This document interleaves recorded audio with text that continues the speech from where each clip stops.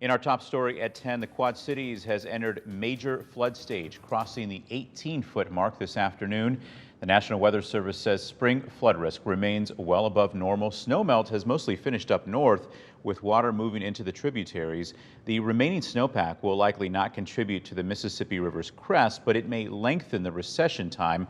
With the crest possibly more than a week away, the flood is already shaping up to be one of the biggest in Quad Cities history.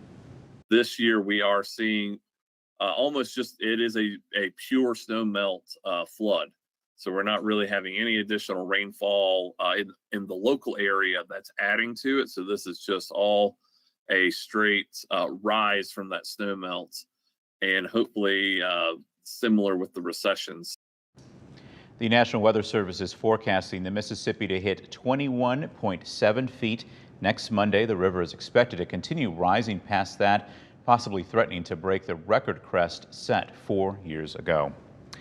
The city of Davenport once again working with several departments to protect buildings up and down the Mississippi. The mayor confident the barriers will hold, but do business owners agree? News 8's Jonathan Fong is live on the riverfront with what one brewery has to say. Good evening, Jonathan. Good evening, John. Like you just described, we've been seeing those river levels steadily rise across the Quad Cities, and here in Davenport, you can see on River Drive just behind me, end to end on this portion, HESCO barriers set up, and the city officials are, of course, hoping this will hold back any kind of catastrophic damage, hopefully like the one that we saw in 2019. They're hoping that that won't be a repeat occurrence. Now, we talked with the co-owner of Front Street Brewery, which is just down the street from here. He says that he's confident, and he shares that same kind of confidence that Mayor Mike Mattson has been saying, that these barriers will get the job done.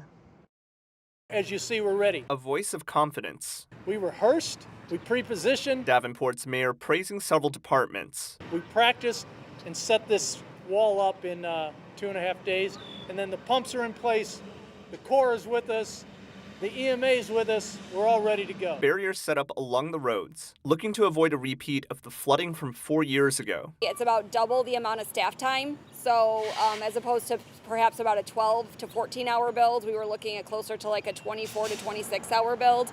And then obviously about triple the amount of sand. Teams ready to deploy more barriers as needed. We monitor it very closely and maintain 24/7 communication with all those that need to know as the water continues to rise. But for businesses on the riverfront, do they agree? I'm really confident in the way things look and how they went together this year. Tim Baldwin, co-owner of Front Street Brewery. I mean, these buildings we're standing next to were flooded. Recalling the damage in 2019. Our restaurant had 2 feet of water on the first floor, and our lower level, of course, completely flooded, as well as my office building next door. But he stands by the city's work. I've seen it this height before, but I've never seen the effort put in from the beginning to build the wall, 2 layers thick, 2 layers high. Saying teams are more coordinated. I can't imagine any reason for them to have to come back and shore this up like they have had in previous years. Thankful for the city's support. We have no choice but to have high confidence in this thing working and allowing us to continue to stay in business.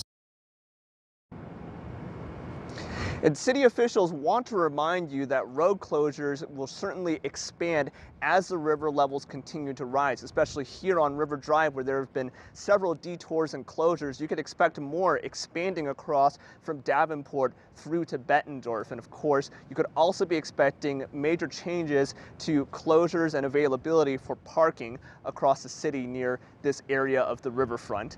In Davenport, Jonathan Fong, WQAD News 8. All right, thanks, Jonathan. And we'll keep you up to date with closures on our website, WQAD.com.